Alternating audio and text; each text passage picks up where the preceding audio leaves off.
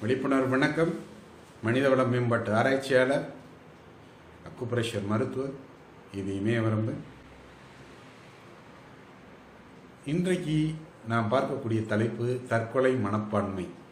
தற்கொலை மனப்பான்மை எதற்கு வருகிறது என்பதை பார்ப்பதற்கு முன்பாக, நாம் அந்த மாதிரி இருக்கிற நபர்களுக்கு மனித சமுதாயத்தில் நம்மோடு பிறந்த சகோதர சகோதரிகளாக இருக்கக்கூடிய ஒரு மனிதன் இந்த உலகத்தை விட்டு தற்கொலையால் செல்கிறார் என்றால் அது இந்த மனித சமுதாயத்துக்கு ஏற்படக்கூடிய ஒரு மிகப்பெரிய இழப்பாக பார்க்கிறேன். ஏனென்றால் அந்த ஜீவனிலிருந்து இந்த உலகத்தில் எத்தனையோ காரியங்கள் ஆற்ற முடியும். அது ஆற்ற முடியாமல் போவதற்கு மிக மிக முக்கியமான ஒரு காரணம் என்னென்னா, ஆறுதல் சொல்வதற்கு ஒரு மனிதன் கூட இல்லாததுதான் அதற்கு காரணம். ஒரு மிகப்பெரிய பிரச்சனை வரும் பொழுது அந்த ஜீவனுக்கு நாம் ஆறுதல் சொன்னாலே பாதி நேரம் தற்கொலையில் இருந்து வெளியே வந்து விடுவார்கள். இது ஒரு புறம்.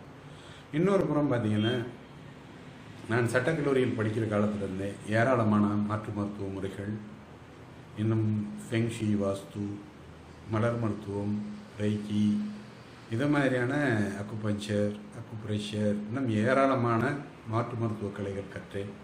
அதிலிருந்து ஏற்படக்கூடிய தீர்வுகள் என்ன என்று பார்க்கலாம். பொதுவாக இந்த தற்கொலை செய்து கொள்பவர்கள் எப்படி இருக்கிறாங்கன்னா, அவங்களுடைய வீட்டோட தென்கிழக்கு மூலையில் போர் அல்லது கிணறு அல்லது செப்டிக் டேங்கு அல்லது ஆழமான குழிகள் இருக்கக்கூடிய இடத்தில் இருப்பவர்கள் தற்கொலை எண்ணம் அதிகமாக வருவதற்கான வாய்ப்புகள் இருக்கிறது என்பதை கவனத்தில் கொள்ள வேண்டும். இது ஒரு விதமான ஒரு விஷயம். இன்னொரு விஷயம் பார்த்தீங்கன்னா, கடன் தொல்லை, பிரச்சனைகள், ஆறுதல் சொல்ல வழியில்லாதது, காதல் தோல்வி, குடும்பத்தில் பிரச்சனை, இவையெல்லாம் ஒரு காரணமாக அமைகிறது.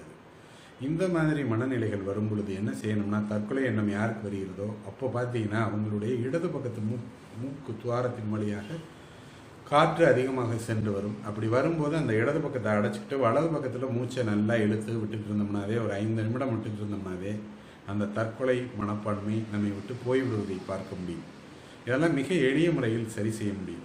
இதே நேரத்தில் இந்த தற்கொலை எண்ணம் அடிக்கடி எனக்கு வருது, என்னோட பிரச்சனையை சந்திக்க பயமாக இருக்குது, என் வாழ்க்கையில் பிரச்சனைகள் என்னுடைய கையை மீறிவிட்டு போய்விட்டது என்று சொல்லக்கூடிய பல்வேறு விதமான தொழிலதிபர்கள், இது மாதிரியான இக்கட்டான சூழ்நிலை என்னிடம் ஆலோசனைக்கு வந்தவர்களுக்கு நான் மலர் மருத்துவத்தில் அக்ரிமோனி அப்படின்னு சொல்லக்கூடிய ஒரு மலர் மருத்துவத்தை எடுத்து சொல்லி அதை எடுத்ததன் மூலமாக அந்த மாதிரி மனநிலையிலிருந்து அவர் மீண்டு வந்தவர்களை நான் பார்த்திருக்கிறேன்.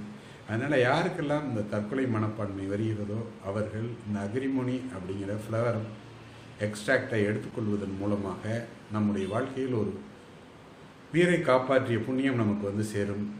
இந்த அரிய நுட்பத்தை கொடுத்த டாக்டர் எட்வர்ட் பேட்ச் அவர்களுக்கு இந்த நேரத்தில் என்னுடைய இதயபூர்வமான நன்றிகளையும் தெரிவித்துக் கொள்ள விரும்புகிறேன்.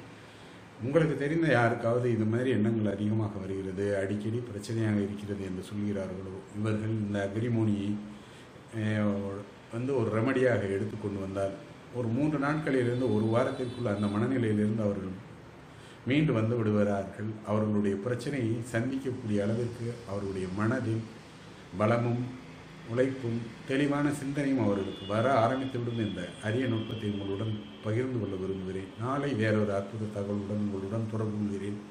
நமக்கு தெரிந்து எந்த ஒரு ஜீவனும் இந்த பூமியில் நிச்சயமாக சிறப்பாக வாழ்வதற்கான நுட்பங்கள் அனைத்தையும் பகிர்ந்து கொள்வதற்கான வாய்ப்பாகத்தான் இதை பார்க்கிறேன் என்ற தகவலை பதிவிட்டு வாழ்க வளமுடன். நன்றி, வணக்கம்.